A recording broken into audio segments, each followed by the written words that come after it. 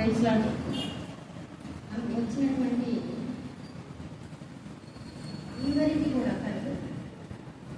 యెహోవా షమ్మా సంఘం తరపున మీకందరికీ కూడా ప్రైజ్లాడు.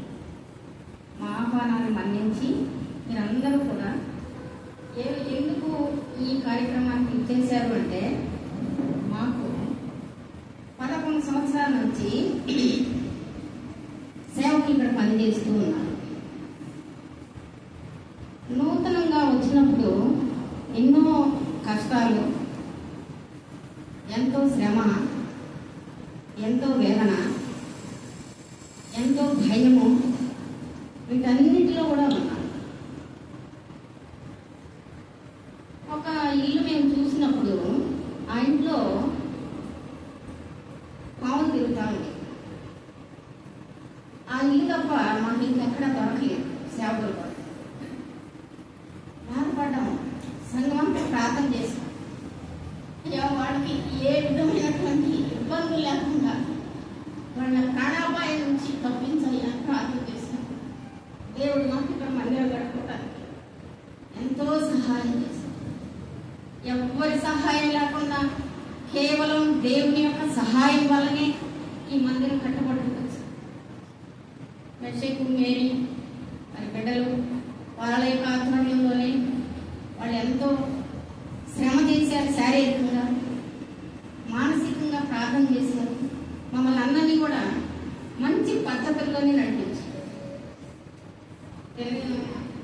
మీరు ప్రార్థన చేస్తున్నారా, బైబిల్ చదువుతున్నారా అనే ప్రశ్నలు మాకు వచ్చి, అలా రావడం వల్లే ప్రార్థన చేయడం, వాక్యం చదవడము అనేటటువంటిది అందరూ కూడా అలవర్చుకోవడానికి ఒక మంచి ప్రయత్నం చేశారు. ఏ వ్యక్తిలోనైనా మంచి చెడులు అనేటటువంటి ఉండటం సహజం, మానవులం కాబట్టి మనము ఎంత మంచి వ్యక్తి అయినా 100% మంచితనం, ఎంత చెడ్డ వ్యక్తి అయినా సరే 100% చెడుతనం. చెడ్డ వ్యక్తిని మంచిగా ఇష్టపడేటటువంటి వాళ్ళు ఉంటారు, మంచి వ్యక్తిని కూడా ఇష్టపడేటటువంటి వాళ్ళు. కాబట్టి మా కుటుంబాల వారిగా చూస్తే కనుక, నా కుటుంబంలో వారి ఆధ్వర్యంలోనే నా భర్త చనిపోతే నాకు ఎంతో మంది బలం ఉంది. అయినా మేము వాళ్ళ మీద ఆధారపడ్డాం. సేవకుడు ఆ శవం దగ్గర మేము లేకపోయినా కానీ తెల్లవారు ప్రార్థన చేస్తాం. ఎంతో ఆదరించండి. బయటికి తీసుకెళ్ళేవాడు, మీటింగ్లో తీసుకెళ్ళేవాడు అంటే పెట్టుకో. అలాంటి మంచి స్వభావం, ప్రేమ చూపించినటువంటి వ్యక్తి. అయితే మా ఇంకొక సహోదరు పక్కకు చనిపోయాడు. వాళ్ళకు సొంత ఇల్లు లేకపోతే మందిరంలోనే వాళ్ళ మధ్యలో ఉంచుకొని వాళ్ళ యొక్క పోషణ చూసుకొని వాళ్ళకన్నీ కూడా సౌకర్యాలు సమకూర్చి వాళ్ళ తల్లిదండ్రుల తర్వాత ఇంకో సహోదరుడు యొక్క అత్తగారు, అంటే ఇంకో సహోదరు యొక్క తల్లి, ఆమె చనిపోతే వాళ్ళకు కూడా సొంత గృహం లేదు. ఆమెని ఆ సహోదరుడు మెషకు ఇద్దరు మధ్యలో కూర్చోబెట్టుకొని ప్రాణం పోయేటటువంటి స్థితిలో తీసుకొచ్చినారు. కానీ చాలా ప్రేమనేటటువంటి వాళ్ళు తినకపోయినా సహవాసంలో వాళ్ళు కనుక వచ్చారంటే వాళ్ళు తినకుండా మాకు అంత అలాంటి ప్రేమ, అంత గొప్ప ప్రేమ మా ఎడల చూపించారు. ఎందుకంటే సహజంగా ఏవో కొన్ని మనుషుల్లో లోపాలు కూడా ఉంటాయి కుటుంబాల్లో. ఒక కుటుంబంలోనే తల్లిదండ్రులు మంచిగా ఉంటే బిడ్డలు మంచిగా ఉంటాయి, బిడ్డలు మంచిగా ఉంటే తల్లిదండ్రులు మంచిగా లేకపోతే ఇలాంటివన్నీ మనం చూస్తాం. కాబట్టి వాళ్ళ విషయంలో కానీ, వాళ్ళ యొక్క సేవా పరిచర్యలో కానీ ఏ విధమైనటువంటి పోషణ వాళ్ళ శక్తికి మించి పనిచేశారు.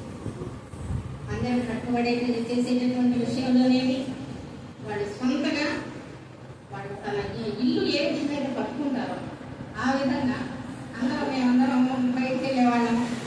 మీరు జాబ్కి వెళ్ళేదాన్ని, ఇంకొంచెంగా జాబ్కి వెళ్ళేవాళ్ళు, ఇంకా ఉన్నటువంటి వాళ్ళు కూడా వ్యాపారాలు ఉన్నాయి, అవన్నీ చూసుకునేది. ఎవరు కూడా మందిరంలో పని చేయాల. నేను సాయంత్రం స్కూల్ నుండి వచ్చి అయ్యా ఎట్లా ఉంది ఎంతవరకు వచ్చిందని ఈరోజు మేము నిలబడి మాట్లాడి,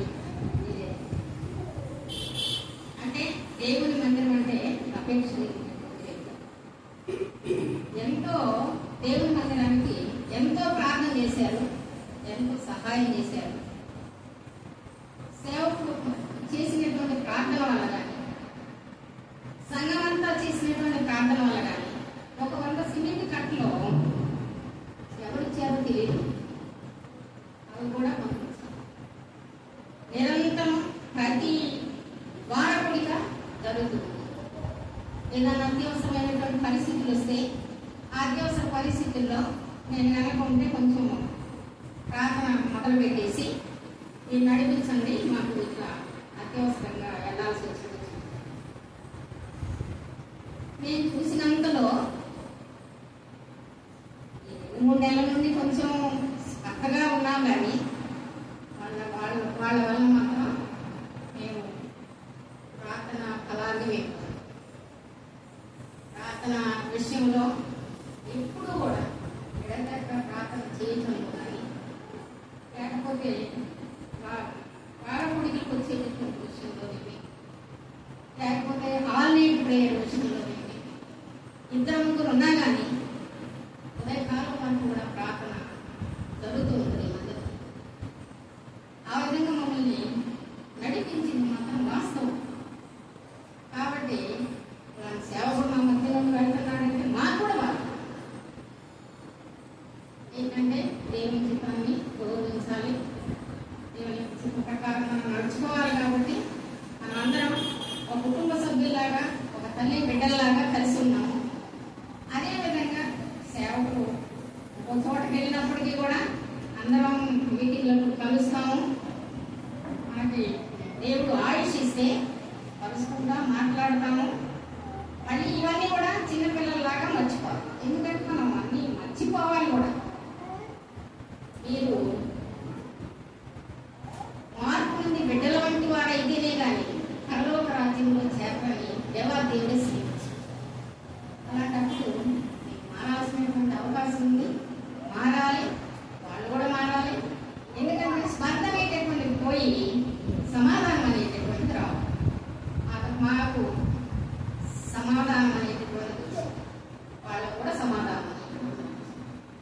కాబట్టి ఇలాంటి సేవకులు ఎక్కడికి వెళ్ళినా ఈ విధంగానే